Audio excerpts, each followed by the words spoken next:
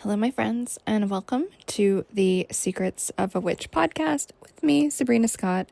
On this show, I talk all about life, love, spirituality, living a good and happy life, healing, particularly healing from trauma, of course, witchcraft, magic, divination, spirituality, and everything in between. I hope everyone's doing great. I'm doing pretty good. Can't complain. Things are cool. I was having a conversation with someone earlier today, actually, and I revealed to this person I'm like a little bit hardline about some things, and I'm a little bit just cutthroat and some of the choices that I make, and this person was not. And I was like, yeah, that's why my life has no drama in it at all. It's super chill, cool, calm, collected, moisturized, in my lane, breathing, all of that. However, there is one thing in my life that creates space for me to be stressed out in a fun way that is kind of time bounded. Like, it's temporary. I know when it begins. I know when it ends. I know how often it happens. The anticipation always gets me riled up, not knowing what's going to happen. During this time period, I am incredibly stressed out, but I love every second of it. I was talking to someone about this. I'm so stressed about this thing. What's going to happen? And this person was like, deep breaths, just be zen. And I was like, no, you're missing the point. The point is, it's a controlled, bounded space to experience intentional stress. This kind of blew the person's mind. And I'm sure by now, many of you guys who know my content and know what I'm about and know my kind of pet interests on the side that do but don't have anything to do with my actual career. Most of you guys will probably know what I'm talking about, especially if you are following me on Instagram and watching my stories, you will know. And so what I am talking about, for those of you guys who don't follow me on Instagram, is watching sports. And I'm sure by now a lot of you guys are going to be like, all right, turning this off, don't care. But if you are a witchy person, if you're spiritual, if you're interested in healing and self-development, and you've been alienated by sports, like, please just like give me a few minutes of your time and I'll explain why this is actually amazing. So I am a hockey person. I grew up playing hockey. I looked like a boy and played hockey. I was this height, 5'5", at 10 years old. And so I played on the boys team and basically pummeled everyone. Saw the boys were short. And I fucking loved hockey. I grew up in a hockey family. My dad played hockey. My brother played hockey. And it being Canadian in the States, it was such an identity-based thing for me. And it is my favorite sport. It's always been my favorite sport. And it's a sport that I understand intimately since I could play it quite well when I was younger. I actually used to be able to shoot a puck over my house. And I'll talk about fitness and athleticism, and I think in a different episode. That's not what I'm talking about in this particular episode, though I do want to make a case for that later. Not today, another time, probably sometime soon. For now, let's stick to sports, and particularly hockey. And so it's been the playoffs. It is the playoffs. My precious Leafs just got kicked out of the playoffs by Florida, the reigning champions, who have a shit ton of Canadians on their team. But anyway, and of course, I was super stressed out the entire series, and I'm stressed out whenever I watch the Leafs play. And that is not something I want to avoid. I enjoy that feeling of intentionally curated stress.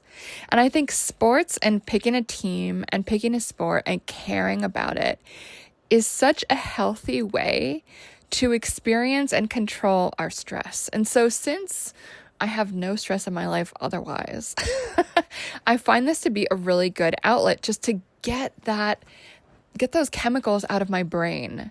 Because when we don't have an outlet, a healthy outlet to experience stress, where we know when it begins, we know when it ends. It's the same thing for going to the gym, by the way, or like working out. It's a curated, intentional time for our body to experience a stressful thing. We know when it's done. This can actually make us a lot more resilient, not just physically, but also mentally. And so in my opinion, watching sports can be a similar type of thing. So let me just explain. A lot of the time, people, especially in the global north, I don't know, people live really fucking blessed lives.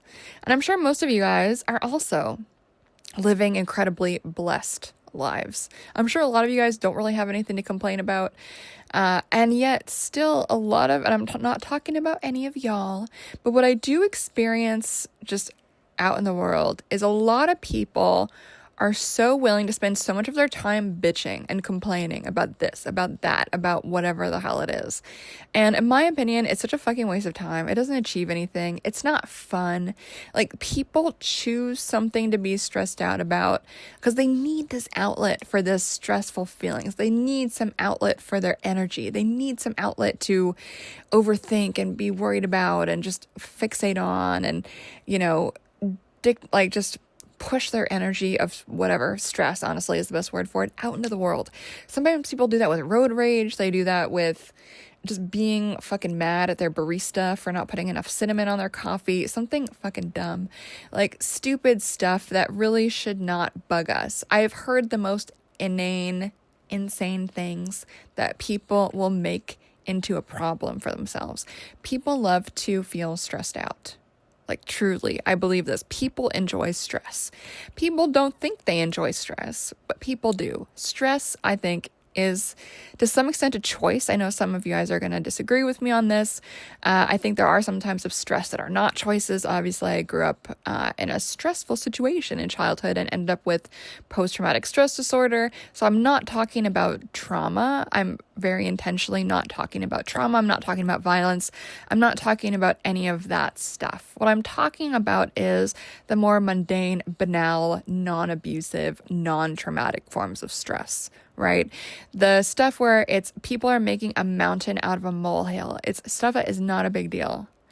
This is fucking ancient story, but I remember there's someone I was friends with maybe 15 years ago or so, and she would always have something to bitch about. Like, I remember there was one winter and she was bitching that she slipped on some ice because the old lady next door, didn't, I don't know, do the sidewalk. And it's like, she bitched about this for, I kid you not, an hour. And I was just like, dude, if that is all you have to be complaining about in your life, you are doing great. You were doing great. And if that happened to me, it's not something I would even mention to anybody, unless I had to go to the doctor. If I had fallen that badly, then maybe. But it's, to me, that kind of event, if I trip on something, that is a non-event. It's a non-issue. To me, that's not stressful. It just is a part of life. Who gives a shit? And so what I'm trying to say here is, a lot of the time people will be so desperate for the release of that stress allows us to feel, as they will create stressful situations in their life. They will create drama, they'll start fights, they'll gossip, they will hate follow people on social media, they will talk shit about politicians endlessly. They'll just complain about fucking whatever. And honestly, I do think that if we do continue a behavior, we're doing that because we secretly enjoy the behavior. What we are not changing, we are choosing. And so people all over the world, we choose to experience stress. But there's healthy stress and there's unhealthy stress, right? And so obviously I'm not talking about the trauma stress, okay? It's not what we're talking about. I think there is stress that can be generative and fun, and it can just be this expulsion of energy, release of tension. It's a place to direct the overthinking, the whatever form of our energy, our thought, etc. And so what I think is actually a much better way to channel our stress is not through picking fights. It's not through making a mountain out of a molehill. It's not through being snippy at servers or the bus driver or the barista or being road rage in traffic. That shit is all fucking lame bullshit, right? Doesn't help anyone. It's pointless.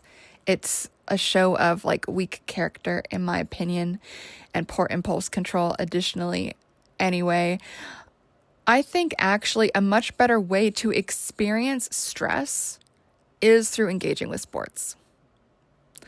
And for me, I've chosen hockey. And so it's this time, a few times a week, I guess now season is over for me technically, where I could feel this curated experience of stress. But it's a fun stress. It's an anticipation.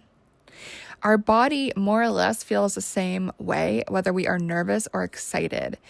And that can be really fun if we play with working with that energy in an intentional way. And part of why I love the stress of watching hockey and why I don't want to do away with the stress is it gives me this safe, curated, ultimately low stakes. I know a lot of people really care about their teams, and so do I, but like no one's going to die if my team loses. Like it's fine. It's all good. And it doesn't personally affect my life. It doesn't make me happy if they win. Obviously, it makes me feel super proud and just joyful and hooray. And am I a little bit sad when they lose? Sure. But does it ruin my day? No. I do think sometimes people take it too far and they get a little bit crazy, and that's a topic for a different episode maybe. Maybe we don't even need to talk about that. Of course, there's those crazy fans who take things into a bit of an unhealthy place. But what we're talking about in this episode is actually healthy stress. And so if you are skeptical of what I'm talking about, give it a try. Your city, your state, your province, wherever you happen to live, likely there is some kind of sports team in the vicinity, and it is a thing that happens. Obviously, if you know how to play the sport, it's going to be a little bit easier to understand what's going on. But either way, I would say try to get involved, try to watch it, try to just understand what's going on. And I've spoken before at length about how sports are a really great thing for witches and spiritual workers to care about and pay attention to, because we get to experience how does the energy move and change in a dynamic and emergent way over the course of a few hours. When we see a concert or like a public event, it's kind of different. We know what songs are going to happen. We recognize the songs. Everyone's there kind of for the same reason. We all like the band. But with sports, people are feeling really different things around the same occurrence. Some people are happy. Some people are sad. You never really know which way it's going to go. It is surprising. And I think having this continued regular experience of surprise and curated surprise, it keeps us on our toes energetically. Of course, we can read the energy when it comes to how is the game moving? How does the energy change? That is stuff that I think witches can really benefit from paying attention to. It's really fun. And I think there's this really cool aspect of curated stress, you know? Because if you don't have a space to release that stress, to feel it, and then, okay, it's done, then that stress is going to infect a lot of different areas of your life. And obviously, I don't think watching sports is going to solve everyone's problems. Go to therapy, get a tarot reading, get coaching, get a naturopath, get a doctor, get all the people to support you that you need, get good friends, get a good partner, have good relationships, have a good relationship with yourself. All this is super, super important. Have good relationship with your spiritual team, your spirituality, your spiritual practice. We love all of this. And I think this curated experience of stress through caring about sports for a little bit out of the year can be a really fun way to work with our own energy, harness it, and then we can also, if we want to talk witchy for a second, direct that energy into something. And this is actually an interesting topic too, because this playoff season, I have seen more posts about men buying blue candles to cheer on the maple leaves than I have seen like ever. For those of you guys who don't know, here is the short version of the lore. So the Leafs haven't won a cup since 67, and everyone likes to talk shit in our direction about it. It's really annoying, and it creates this environment where everyone's stressed out about if we're going to advance or not, and blah, blah, blah. I'm not going to critique the fan takes on that right now. It's not really the point. But what's so interesting is we see this rhetoric around a curse, right? Like the Leafs are cursed, and we see all these people like, oh, we're going to break the curse. Here's all these different signs that the curse is going to be broken. This number, that number, everyone's kind of finding patterns. And then we also see all of this kind of like funny content. I think some of it's serious, some of it's funny, around people lighting candles for the Leafs to help them win. And so I could talk at length about egregores and thought forms and that type of magic. That's probably actually for a class or a workshop or something, because that's more advanced level stuff. I think most people don't really need to know how it works or how to do it. But all of that to say, like, sports is also incredibly superstitious. And there is a lot of stuff that can be said about the superstition of sports, the talk about curses, that talks about positive thinking and visualization. There is so much superstition and I would say magical thinking and like witchy stuff that has to do with sports. So I'm going to actually leave all of that for the next episode.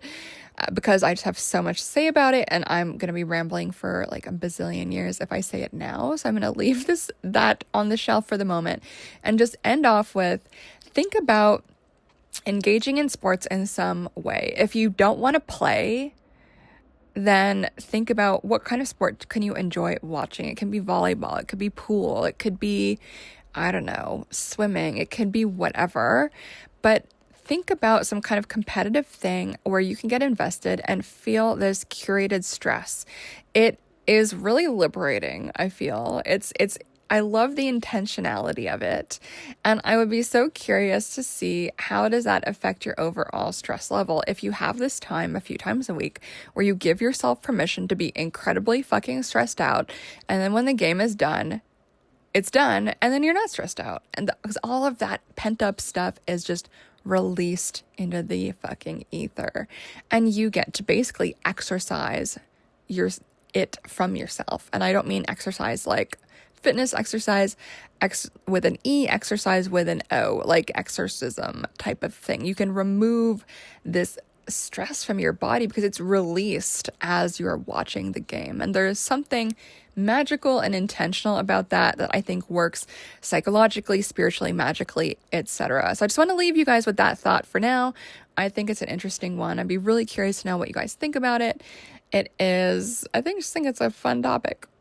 You know, I love thinking about how does magic and witchcraft and all of that stuff relate to mundane topics that a lot of witches don't give a shit about. Like, I think most witches don't care about hockey, but hopefully I've given some points on why perhaps you should. And it doesn't have to be hockey, it can be whatever, but some kind of competitive athletic thing.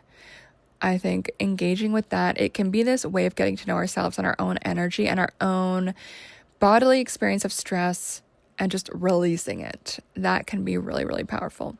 So I'm going to leave you guys with that for now. What else do I have to say? I do have some spots open for coaching and tarot readings this week a little bit. Next week I do have some more spots. So do get in touch if that is something you're interested in. Tarot readings are really good if you are having a hard time making your own decision, or you want some confirmation, validation, or a complete slap in the face around something that you're thinking of doing. Really good if you're getting a divorce, moving, switching jobs, if you're feeling a little bit lost. It's just really good for making decisions and helping people get out of like a funk or some kind of weird vibe, helping people avoid conflict, resolve conflict, all of this lovely stuff. And then coaching is something I've really been expanding into, and I've really, really enjoyed it. And it's been such a blessing to have the opportunity to coach people on so many different things, a mix of business, spirituality, also just life stuff, living authentically, living a meaningful life, living confidently, helping people untangle who they are. That is some of the work that makes me the most happiest in the universe. So if that is something that you find would be helpful and of service to you and where you're at right now, I would absolutely love to hear from you, and I would love to work with you. So send me an email at ceo@sabrinamscott.com, and I will talk to you guys soon. And yeah, that's it. Happy today. Have a wonderful, wonderful day. Much love. Bye.